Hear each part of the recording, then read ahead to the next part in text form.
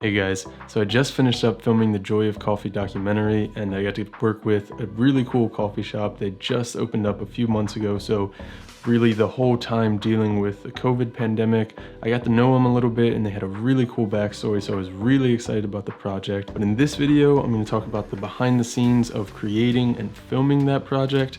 And there's two kind of main things that I want to focus on as far as filming.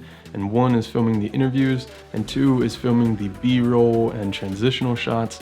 And first, I'm going to talk about filming the B-roll for this project.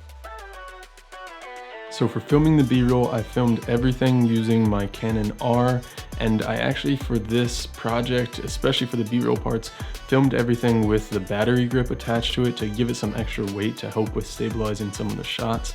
Some of the shots I shot handheld, and some of the shots I used a monopod for, just a small monopod.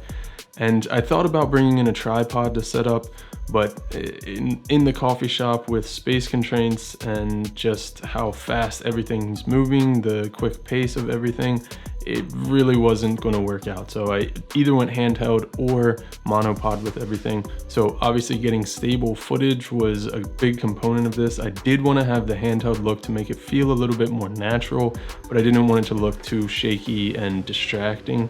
So I also used lenses that had IS. One was the Canon EFS 17 to 55mm f2.8 IS, and the second was the Canon RF 35mm f1.8. And for all of the audio on the B-roll shots, I had the RØDE Video Mic Pro Plus hooked up on top of my camera.